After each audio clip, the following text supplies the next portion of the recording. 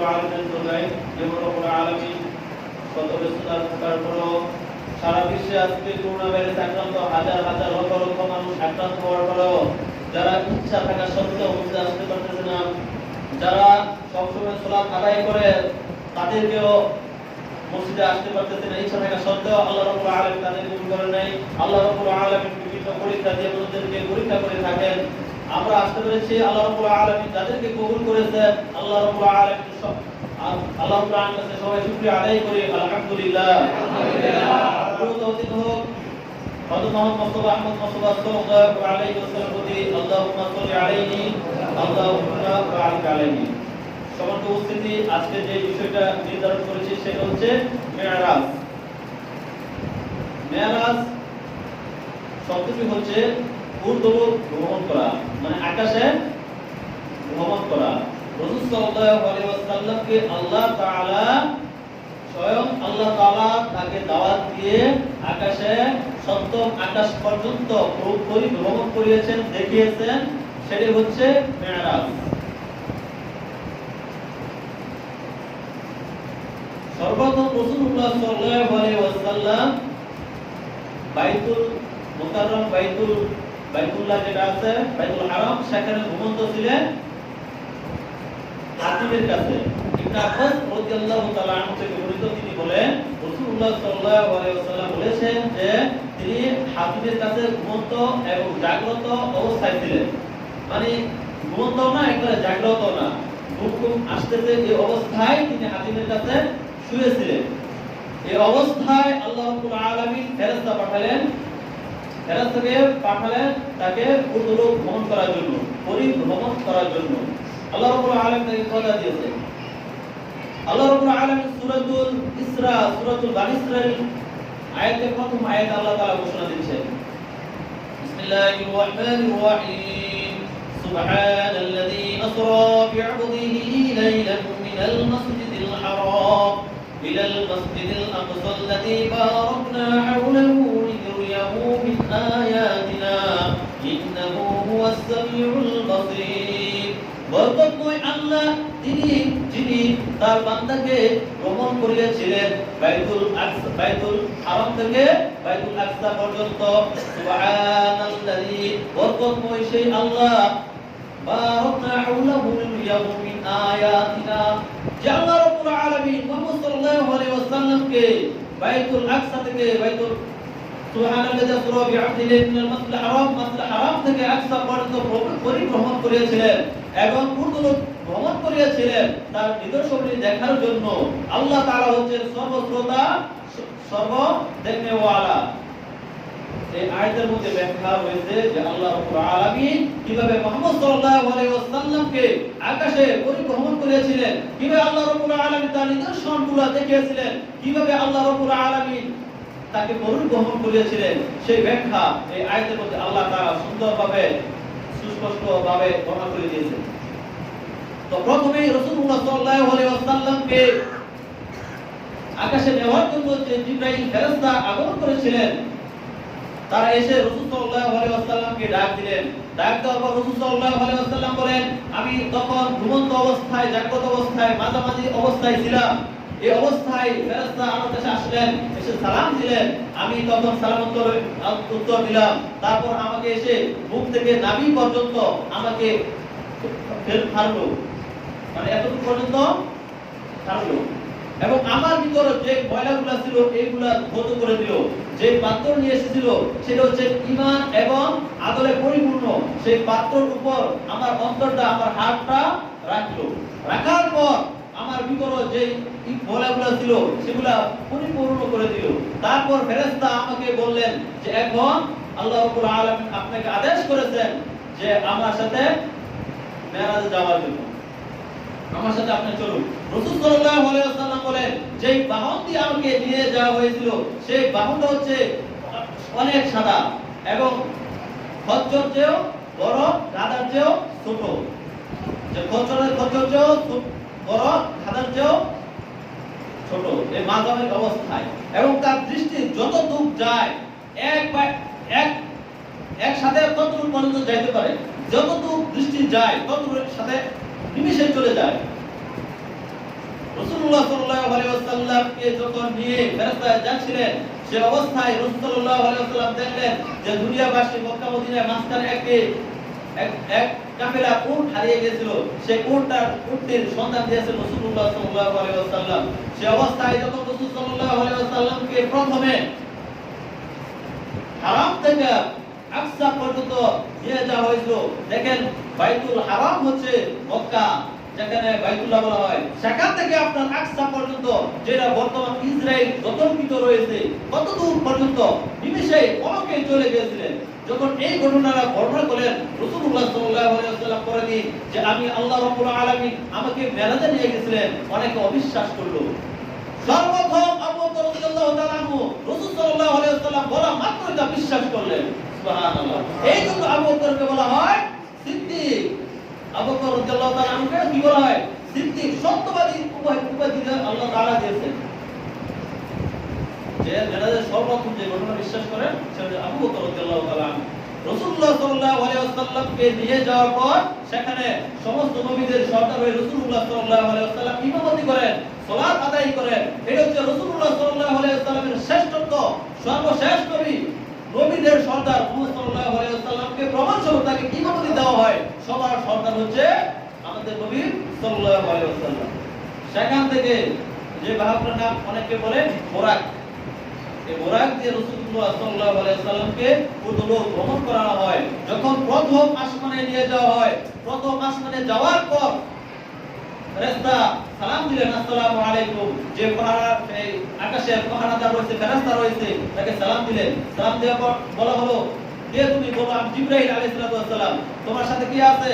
আমার সাথে মুহাম্মদ সাল্লাল্লাহু আলাইহি ওয়াসাল্লাম আছে। তো ফেরেশতারা জিজ্ঞেস করলেন যিনি পাহারাদার, যে রাসূলুল্লাহ সাল্লাল্লাহু আলাইহি ওয়াসাল্লামের কি যাত্রা শুরু হয়ে গেছে? তারপরে হ্যাঁ, শুরু হয়ে গেছে।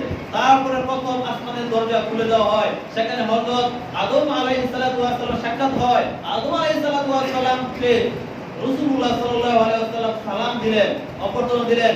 রাসূলুল্লাহ সাল্লাল্লাহু আলাইহি ওয়াসাল্লামকে জিবরাইল আলাইহিস সালাম পরিচয় করে দিলেন। তিনি হচ্ছেন মানব জাতির প্রথম মানব, তিনি হচ্ছেন আদম আলাইহিস সালাম। আদম আলাইহিস সালাম রাসূলুল্লাহ সাল্লাল্লাহু আলাইহি ওয়াসাল্লামকে সন্তান হিসেবে গ্রহণ করে সর্বশেষ নবী, সর্বশ্রেষ্ঠ নবী মুহাম্মদ সাল্লাল্লাহু আলাইহি ওয়াসাল্লাম স্বীকৃতি দিয়ে তাকে আহ্বান করেন। এবার রাসূলুল্লাহ সাল্লাল্লাহু আলাইহি ওয়াসাল্লামকে নিয়ে যাওয়া হয় দ্বিতীয় আসমানে। দ্বিতীয় আসমানে যাওয়ার পর সেখানে দেখা হয় ঈসা আলাইহিস সালাম এবং ইয়াহইয়া আলাইহিস সালামের সাথে। ফেরেশতারা জিজ্ঞেস করলেন, আসসালামু আলাইকুম ওয়া রাহমাতুল্লাহি ওয়া বারাকাতুহু। যারা পাহারাদার ছিল তারা জিজ্ঞেস করলো যে মুহাম্মদ সাল্লাল্লাহু আলাইহি ওয়াসাল্লাম কি মেরাজ সম্পূর্ণ হয়ে গেছে, তার যাত্রা কি শুরু হয়ে গেছে? তারা বলেন, জি, রাসূলুল্লাহ সাল্লাল্লাহু আলাইহি ওয়াসাল্লামের যাত্রা শুরু হয়ে গেছে। ফেরেশতারা দ্বিতীয় আসমানে দরজা খুলে দেওয়া হয়। রাসূলুল্লাহ সাল্লাল্লাহু আলাইহি ওয়াসাল্লাম দ্বিতীয় আসমান যাওয়ার পর সেখানে ইয়াহইয়া এবং ঈসা আলাইহিস সালামের সাথে সাক্ষাৎ হয়। ফেরেশতা রাসূলুল্লাহ সাল্লাল্লাহু আলাইহি ওয়াসাল্লাম তাদের সাথে পরিচয় করিয়ে দেন। তিনি হচ্ছেন ইয়াহইয়া এবং ঈসা আলাইহিস সালাম, তিনারা হচ্ছেন দুজন খালাতো ভাই। রাসূলুল্লাহ সাল্লাল্লাহু আলাইহি ওয়াসাল্লাম তাদেরকে সালাম দিলেন এবং তার নবীকে সম্মান জানালেন এবং স্বীকৃতি দিলেন। এইভাবে দ্বিতীয় আসমানে যাওয়ার পর সেখানে ইয়াহইয়া আলাইহিস সালামের সাথে সেখানে সাক্ষাৎ হয়। তারপর রাসূলুল্লাহ সাল্লাল্লাহু আলাইহি ওয়াসাল্লাম তাদেরকে সাক্ষাৎ অভ্যর্থনা জানান। এভাবে চতুর্থ আসমানে যাওয়ার পর তৃতীয় আসমানে ঈসা আলাইহিস সালামের সাথে সাক্ষাৎ হয়। এভাবে চতুর্থ আসমানে যাওয়ার পর হারুন আলাইহিস সালামের সাথে সাক্ষাৎ হয়। পঞ্চম আকাশে মুসা আলাইহিস সালামের সাথে সাক্ষাৎ হয়। ষষ্ঠ আসমানে মুসা আলাইহিস সালামের সাক্ষাৎ হয়। যখন মুসা আলাইহিস সালামের সাথে সাক্ষাৎ হয়, রাসূলুল্লাহ সাল্লাল্লাহু আলাইহি ওয়াসাল্লাম সামনে অগ্রসর হয়ে যাচ্ছেন। এইভাবে মুসা আলাইহিস সালাম কাঁদতে শুরু করলেন। রাসূলুল্লাহ সাল্লাল্লাহু আলাইহি ওয়াসাল্লাম জিজ্ঞেস করলেন, তুমি কাঁদছো কেন? মুসা আলাইহিস সালাম উত্তর দিলেন, আমার পরে এমন একটা নবী যিনি আমার থেকে বেশি উম্মত নিয়ে জান্নাতে যাবেন, আমার থেকে বেশি সংখ্যক নিয়ে জান্নাতে প্রবেশ করবেন, আমি এই জন্য যাচ্ছি। রাসূলুল্লাহ সাল্লাল্লাহু আলাইহি ওয়াসাল্লাম তারপর যখন সপ্তম আসমানে গেলেন, সপ্তম আসমানে যাওয়ার পর সালাম দিলেন। সালাম দেওয়ার পর আকাশটা খোলা হলো। খোলা হওয়ার পর রাসূলুল্লাহ সাল্লাল্লাহু আলাইহি ওয়াসাল্লামকে পরিচয় করে দেওয়া হয়, এটা হচ্ছে ইব্রাহিম আলাইহিস সালাতু ওয়াস সালাম, যিনাকে বলা হয় মিল্লাত আবিকুম ইব্রাহিম। মুসলমানদের জাতির পিতা হচ্ছে কে? ইব্রাহিম আলাইহিস সালাম। তার সাথে সাক্ষাৎ হয়। ইব্রাহিম আলাইহিস সালামকে তিনি আহ্বান করেন এবং তার সাথে সালাম বিনিময় করলেন। অনেক কথা বলার পর রাসূলুল্লাহ সাল্লাল্লাহু আলাইহি ওয়াসাল্লামকে আল্লাহর আরশের নিকট কাছে নেওয়া হয়। ইনদা সিদরাতিল মুনতাহা বলা হয় তাকে। রাসূলুল্লাহ সাল্লাল্লাহু আলাইহি ওয়াসাল্লাম বলেন আমার এবং আল্লাহর মধ্যে এক ধনু কতটুকু, এতটুকু বা একটু বেশি হবে, এতটুকু ব্যবধান আমার এবং আল্লাহর মধ্যে ব্যবধান ছিল। আমি আল্লাহ তাআলাকে সরাসরি দেখি নাই, আল্লাহ রাব্বুল আলামিন এই ক্ষমতা দেয় নাই। যখন আল্লাহ রাসূল সাল্লাল্লাহু আলাইহি ওয়াসাল্লাম সপ্তম আসমানে যাইতেছিলেন সিদরাতুল মুনতাহার কাছে, তখন ফেরেশতা বললেন যে আমি আর যাইতে পারবো না, আমার অনুমতি এতটুকু পর্যন্ত, এই বেশি গেলে আমি জ্বলে পুড়ে ছারখার হয়ে যাব। আল্লাহ তাআলা আমাকে এই বেশি অনুমতি দেয় নাই, এখন আপনি যাইতে পারেন, আপনার অনুমতি আল্লাহ তাআলা দিয়েছেন। রাসূলুল্লাহ সাল্লাল্লাহু আলাইহি ওয়াসাল্লাম যখন আল্লাহ তাআলার কাছে গেলেন, আল্লাহ তাআলা রাসূল সাল্লাল্লাহু আলাইহি ওয়াসাল্লামকে সালাম দিলেন এবং আল্লাহ তাআলা রাসূলুল্লাহ সাল্লাল্লাহু আলাইহি ওয়াসাল্লামকে 50 ওয়াক্ত নামাজ দিলেন, উপহার স্বরূপ কয়েকটা নামাজ দিলেন, 50 ওয়াক্ত নামাজ দিলেন। তো আল্লাহ তাআলা তাকে দেওয়ার পর তিনি এই হাসি মুখে নিয়ে আসছিলেন। আসার পর যখন ষষ্ঠ আকাশে মুসা আলাইহিস সালামের সাথে সাক্ষাৎ হয়, তখন মুসা আলাইহিস সালাম তার সাথে সাক্ষাৎ হওয়ার পর মুসা আলাইহিস সালাম জিজ্ঞেস করলেন তোমার প্রতিপালক তোমাকে কি কি উপহার দিয়েছে, কি কি দেখিয়েছে?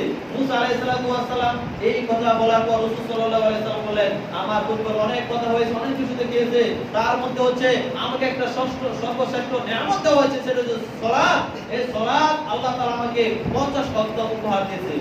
তখন মুসা আলাইহিস সালাম বললেন আমার উম্মতের উপর মাত্র 2 ওয়াক্ত নামাজ ফরজ ছিল, তারা ছিল সর্বপ্রথম জাতি, শক্তিশালী ছিল, আর তোমার উম্মত সর্বশেষ হবে, তারা দুর্বল, তোমার উম্মত এটা কায়েম করতে পারবে না, তুমি যাও আল্লাহ তাআলার নিকট গিয়ে আরো কমিয়ে নিয়ে আসো। আবার রাসূলুল্লাহ সাল্লাল্লাহু আলাইহি ওয়াসাল্লাম আল্লাহর কাছে গিয়ে আরজ করেন যে আল্লাহ আমার উম্মতের দুর্বল, আপনি নামাজ আরো কমিয়ে দেন। রাসূলুল্লাহ সাল্লাল্লাহু আলাইহি ওয়াসাল্লামের আবেদনের খাতিরে আল্লাহ তাআলা 10 ওয়াক্ত কমাই দিলেন। এভাবে যাইতে আস্তে আস্তে আল্লাহ তাআলা শেষ পর্যন্ত 5 ওয়াক্ত করলেন। কয় ওয়াক্ত করলেন? 5 ওয়াক্ত। অনেকবার যাওয়ার পর মুসা আলাইহিস সালামের কাছে আসার পর মুসা আলাইহিস সালাম বললেন এই 5 ওয়াক্ত তোমার উম্মত আদায় করতে পারবে না, 5 ওয়াক্ত আবার আল্লাহর কাছে যাও, যে আরো কমিয়ে নিয়ে আসো, কারণ আমার উম্মত ছিল শক্তিশালী, অধিক ধৈর্যপূর্ণ, আমার উম্মত পালন করতে পারে নাই, তোমার উম্মত আরো পালন করতে পারবে না, তুমি যাও। এখন রাসূলুল্লাহ সাল্লাল্লাহু আলাইহি ওয়াসাল্লাম বলেন এই 5 ওয়াক্ত কমাইতে আমার আল্লাহর কাছে যাইতে আমার শরম লাগতেছে, লজ্জাবোধ লাগতেছে, আমি যাইতে পারবো না। এইভাবে আসার পর যখন রাসূলুল্লাহ সাল্লাল্লাহু আলাইহি ওয়াসাল্লাম আসতেছিলেন, আকাশ থেকে আল্লাহ তাআলা বলেন আল ইয়াউমা আকমালতু লা মুবাদদিলাল লিকালিমাতি। আল্লাহ তাআলা বলেন আল্লাহর কালিমা কখনো পরিবর্তন হয় না। কি হয় না? কখনো পরিবর্তন হয় না। আল্লাহ যা বলেন তাই হয়। তোমার উম্মত যদি 5 ওয়াক্ত সালাত কায়েম করতে পারে, আমি আল্লাহ তাদেরকে 50 ওয়াক্তের সওয়াব দেব। সুবহানাল্লাহ। তারপর আল্লাহ তাআলা এই 5 ওয়াক্ত নামাজকে 50 ওয়াক্তের সওয়াব দিবেন। মুসা আলাইহিস সালাম আর কিছু বললেন না। তারপরে ফেরেশতা রাসূলুল্লাহ সাল্লাল্লাহু আলাইহি ওয়াসাল্লামকে পরিভ্রমণ করেছিলেন, বিভিন্ন নিদর্শনগুলি দেখিয়েছিলেন। তার মধ্যে হচ্ছে যখন এই জাহান্নামে যখন যাইতেছিলেন রাস্তা দিয়ে দেখতেছিলেন কিছু লোক তামার লোক এবং তাদের লোক দিয়ে চেহারায় এবং পিঠে বড় বড় আশ্রয় দিতে শুরু করছে। এইভাবে তাদের শাস্তি দেওয়া হচ্ছে, বারবার তারাই শাস্তি দিচ্ছে, যতবার দিচ্ছে তাদের দেহ এবং শরীর মুখমণ্ডল খসে খসে পড়ছে, রক্ত ঝরছে। এইভাবে রাসূলুল্লাহ সাল্লাল্লাহু আলাইহি ওয়াসাল্লাম ফেরেশতাকে জিজ্ঞেস করলেন হে ফেরেশতা এরা কিসের জন্য এত শাস্তি ভোগ করতেছে? রাসূলুল্লাহ সাল্লাল্লাহু আলাইহি ওয়াসাল্লামের সওয়ালের পর তারা প্রশ্ন উত্তর দিল যে এই সমস্ত ব্যক্তিরা হচ্ছে ওই সমস্ত ব্যক্তিরা যারা দুনিয়াতে মানুষের চুগলখড়ি করত, মানুষের কথা অন্য কথা লাগিয়ে দিত এবং মানুষদেরকে সম্মান হানি করত, মানুষের ইজ্জত নিয়ে খেলতামাশা করতো। এরা হচ্ছে ওই সমস্ত লোক। আল্লাহ তাআলা তাদেরকে এইভাবে শাস্তি দিচ্ছেন এবং সামনে যাওয়ার পর দেখতেছেন যে মানুষদেরকে পেটের মধ্যে বড় বড় পাথর দিয়ে আঘাত করতেছে, করার পর সাথে সাথে তার পেট নিমিষে শেষ হয়ে যাচ্ছে, নারী পুরুষ এদিকে এদিকে ছড়িয়ে পড়ছে। এবং জিজ্ঞেস করা হয়েছিল, রাসূলুল্লাহ সাল্লাল্লাহু আলাইহি ওয়াসাল্লাম জিজ্ঞেস করেন এদেরকে কি কারণে শাস্তি দেওয়া হচ্ছে, কি কারণে তাদের এত শাস্তি দেওয়া হচ্ছে? তখন ফেরেশতা বললেন এরা হচ্ছে দুনিয়াতে ওই সমস্ত ব্যক্তিরা যারা এদিকে ধন সম্পদ অন্যায়ভাবে ভক্ষণ করত, যারা তাদের ধন সম্পদ অন্যায়ভাবে যারা আছে তাদের আত্মসাৎ করত, এই কারণে তাদের কিয়ামত পর্যন্ত এইভাবে তাদেরকে শাস্তি দিতে থাকবে। এবং সামনে যাইতেছিল এবং দেখতেছিল আরো মানুষের আযাব, এবং আযাব দেখার পর রাসূলুল্লাহ সাল্লাল্লাহু আলাইহি ওয়াসাল্লাম দেখতেছিল কিছু সংখ্যক লোক তাদের লোহার তামা দিয়ে এদিক দিয়ে টেনে হেঁচড়ে এদিক নেওয়ার পর এদিকে লাগিয়ে যাচ্ছে, আবার এদিকে নেওয়ার পর এদিকে সিরে খসে যাচ্ছে। রাসূলুল্লাহ সাল্লাল্লাহু আলাইহি ওয়াসাল্লাম জিজ্ঞেস করলেন, এদেরকে কি কারণে শাস্তি দেওয়া হচ্ছে? রাসূলুল্লাহ সাল্লাল্লাহু আলাইহি ওয়াসাল্লামের সওয়ালের পর ফেরেশতা জবাব দিল, এরা হচ্ছে দুনিয়াতে মিথ্যাবাদী হতো, মিথ্যা কথা বলতো, এই জন্য তাদেরকে শাস্তি দেওয়া হয়েছে। এবং ওই সমস্ত মানুষদেরকে কিছু যারা জিনা করে দুনিয়া, তাদের মধ্যে শাস্তি দেওয়া হচ্ছে। আল্লাহ তাআলা তাদেরকে শাস্তি দিচ্ছেন। রাসূলুল্লাহ সাল্লাল্লাহু আলাইহি ওয়াসাল্লাম তাদেরকে জিজ্ঞেস করেন, এদের কি কারণে শাস্তি দিচ্ছেন? এদেরকে এত কঠিন শাস্তি দিচ্ছেন, আগুনের চুলার মধ্যে তাদেরকে জলে চাপা পড়তে যাচ্ছিল, আবার তারা ফেরেশতারা আবার লাঠি মেরে আবার ভিতরে নামিয়ে দিচ্ছে, কি কারণে? জিজ্ঞেস করা হচ্ছে ওই সমস্ত মহিলারা, ওই সমস্ত পুরুষ যারা দুনিয়াতে জিনা করতো, আল্লাহ রাব্বুল আলামিন কিয়ামত পর্যন্ত তাদেরকে এইভাবে শাস্তি দিয়ে থাকবেন। এইভাবে বিভিন্ন শাস্তি রাসূলুল্লাহ সাল্লাল্লাহু আলাইহি ওয়াসাল্লাম আল্লাহ তাআলা তাকে দেখিয়েছেন এবং মানুষের নিকট বর্ণনা করার জন্য একটা নিদর্শন হিসেবে আল্লাহ তাআলা দেখিয়েছেন।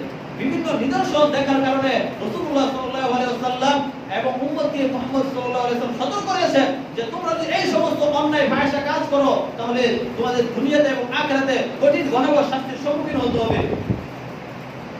রাসূলুল্লাহ সাল্লাল্লাহু আলাইহি ওয়াসাল্লাম যখন মেরাজ থেকে আবার দুনিয়াতে আসলেন, আসার পর তিনি যেভাবে ওযু করে যাচ্ছেন, যেভাবে ওযুর পানি যেভাবে গড়াগড়ি করছিল, টলমল করছিল, এসে দেখেন ঠিক সেইভাবে পানি, ওযুর পানি টলমল গড়াগড়ি করছিল। আল্লাহ রাব্বুল আলামিন তার প্রিয় বান্দাকে কিভাবে নেবেন, কোন পথে নেবেন এবং কত দ্রুত নেবেন এবং পৃথিবী আগের মতোই থাকবে, সেই হিসাবে আল্লাহ রাব্বুল আলামিন তাকে ঠিক একভাবে নিয়েছেন। যখন দুনিয়াতে আসার পর এই ঘটনাটা বর্ণনা করলেন যে আল্লাহ রাব্বুল আলামিন আমাকে মেরাজে নিয়েছিলেন গত রাতে, আমি প্রথমে বাইতুল হারাম থেকে আকসা পর্যন্ত গিয়েছিলাম, অনেকে বিশ্বাস করেছিল না। এখান থেকে প্রায় এক দেশ থেকে অন্য দেশ যাওয়ার অনেক সময় লাগে, এক দেশ চলে এমনি চলে যায়, তারপরে আবার প্রথম আকাশ, দ্বিতীয় আকাশ, তৃতীয় আকাশ, সপ্তম আকাশ পর্যন্ত আল্লাহ তাআলা আপনাকে নিয়েছিলেন। কিভাবে নিয়েছিলেন? আপনি কি কথা বলেন, মিথ্যা কথা বলেন। এবং তারা বলেছিল যে আপনি যদি সত্যবাদী হন তাহলে বলেন তো বাইতুল আকসার ভিতর কতটি জানালা ছিল, কতটি দরজা ছিল, কতটি কি আছে আপনি বলেন তো। এই প্রশ্ন যখন কাফেররা করলো, রাসূলুল্লাহ সাল্লাল্লাহু আলাইহি ওয়াসাল্লাম আল্লাহ তাআলা ফেরেশতার মাধ্যমে তার সামনে তুলে ধরলেন যে দেখো ফেরেশতা, রাসূলুল্লাহ সাল্লাল্লাহু আলাইহি ওয়াসাল্লাম বলে দিলেন যে বাইতুল আকসার ভিতর এতটি দরজা আছে, এতটি জানালা আছে, এতটি গেট আছে। তারপর অবাক হয়ে গেল, আপনি যে ব্যক্তি না যায় সে কখনো এই কথা বলতে পারে না। অবশ্যই আপনি গেছেন এবং যারা সেখানকার খাদেম আছে তাদের জিজ্ঞেস করা হলো, খাদেমরাও জানে না যে কয়টা জানালা রয়েছে, কয়টা গেট রয়েছে, কয়টা দরজা রয়েছে, অনেকে গুনেও না। আপনারা কি জানেন কয়টা জানালা রয়েছে? অনেকে জানে না, যারা গুনে তারা জানে। এই প্রশ্ন উত্তর দেওয়ার পর কাফের মুশরিকরা অবাক হতবাক হয়ে গিয়েছিল যে যে ব্যক্তি না যায় সে কখনো সেখানকার খবর জানতে পারে না।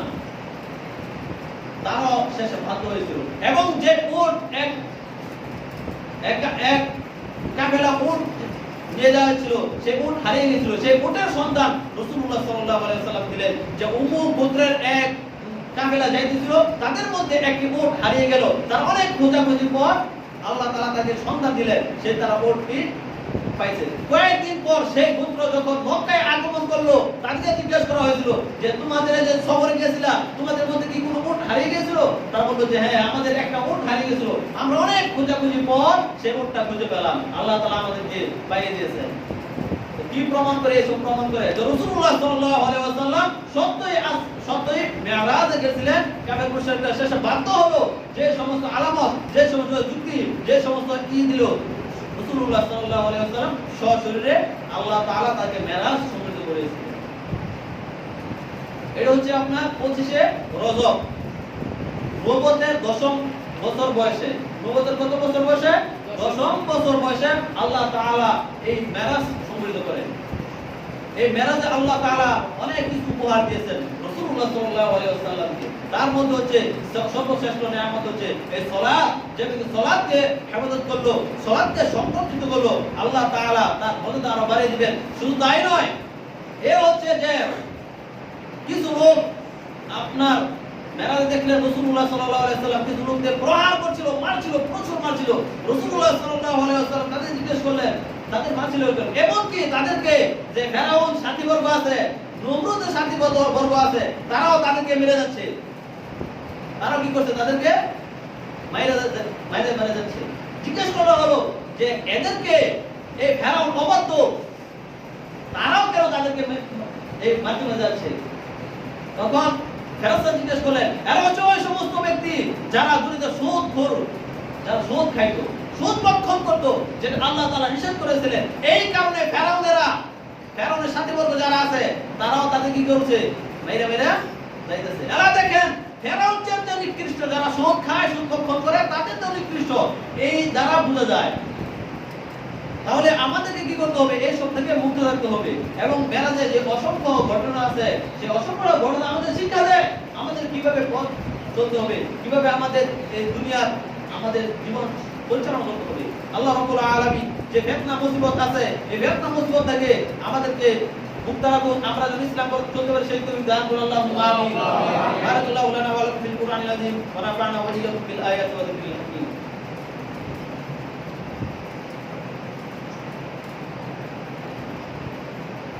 إن الحمد لله وكفى وسلام على عباده الذين اصطفى عما بعد إن الله وملائكته يصلون على النبي اللهم صل على محمد وعلى آل محمد كما صليت على إبراهيم وعلى آل إبراهيم إنك حميد مجيد اللهم بارك على محمد وعلى آل محمد كما باركت على إبراهيم وعلى آل إبراهيم إنك حميد مجيد সম্মানিত উপস্থিতি, রাসূলুল্লাহ সাল্লাল্লাহু আলাইহি ওয়াসাল্লামের সহধর্মিণী আম্মাজান আয়েশা রাদিয়াল্লাহু তাআলা আনহা থেকে বর্ণিত, তিনি বলেন, সাউদিন নবী সাল্লাল্লাহু আলাইহি ওয়াসাল্লাম বলেন, বলা রাসূলুল্লাহ সাল্লাল্লাহু আলাইহি ওয়াসাল্লাম, মা মিন মুসিবাতিন তুসিবুল মুসলিমা ইল্লা কাফারাল্লাহু আনহা হাত্তা শাওকাতি ইউশাকুহা। রাসূলুল্লাহ সাল্লাল্লাহু আলাইহি ওয়াসাল্লাম বলেছেন, মা মিন মুসিবাতিন তুসিবুল মুসলিমা, প্রত্যেকটা মুসলমান যখন মুমিন রোগাক্রান্ত হয়, অসুস্থ হয়ে যায়, তুসিবুল মুসলিমা ইল্লা কাফারাল্লাহু বিহা, আল্লাহ তাআলা তার যে কাফারা, তার যে পাপগুলো রয়েছে, সেগুলো পাপ আল্লাহ তাআলা মিটিয়ে দেন। সুবহানাল্লাহ। এমনকি হাত্তা শাওকাতি ইউশাকুহা, এমনকি তার শরীরে যদি কোনো কাঁটা বিঁধে, শরীরে যদি কোনো কাঁটা বিঁধে, সেই কাঁটার বিনিময়ে আল্লাহ তাআলা তার পাপকে পরিমিত করে দেন। সুবহানাল্লাহ। তাহলে আমাদেরকে সেই পর্যায়ে যেতে হবে, সেই পর্যায়ে মুসলিম হতে হবে, সেই পর্যায়ে মুমিন হতে হবে। এমনকি যদি কোনো ব্যক্তি 5 ওয়াক্ত নামাজ আদায় করে এবং 5 ওয়াক্তর কারণে হঠাৎ করে অসুস্থ হয়ে গেল, অসুস্থ হওয়ার কারণে সে মসজিদে আসতে পারতেছে না, আল্লাহ রাব্বুল আলামিন তার আমলনামায় ঠিক ততটুকু সওয়াব দিবে যেভাবে সে মসজিদে এসে সালাত আদায় করছিল। সুবহানাল্লাহ। যে ব্যক্তি প্রতিদিন কোরআন তেলাওয়াত করে, যদি অসুস্থতার কারণে সে কোরআন তেলাওয়াত করতে পারে না, আল্লাহ রাব্বুল আলামিন তার আমলনামায় ঠিক ততটুকু সওয়াব দিবে যেভাবে সে কোরআন তেলাওয়াত করতে যে সওয়াব পাইতো, অসুস্থতার কারণে ঠিক ততটুকু তাকে সে আমলনামায় ততটুকু সওয়াব দিবে। এত তো মহত্ব কাদের জন্য? কাদের জন্য? মুমিনদের জন্য, মুসলিমদের জন্য। অবশ্যই আমাদের সেই অনুযায়ী আমাদেরকে গঠন করতে হবে, আমাদেরকে সেই হিসাবে বাস্তবায়ন করতে হবে। এবং সারা বিশ্বে যে করোনা ভাইরাস আক্রান্ত যারা আছেন মুসলিম মুমিনাত, আল্লাহ রাব্বুল আলামিন সবাইকে হেফাজত দান করুন। আল্লাহুম্মা আমিন। এবং যারা বিদেশে আছে, ইয়া রাব্বুল আলামিন তাদেরকে হেফাজত দান করো। আল্লাহুম্মা আমিন। যারা বয়স্ক আছে, যারা অসুস্থতা আছে, ইয়া রাব্বুল আলামিন তাদের সুস্থতা আজরা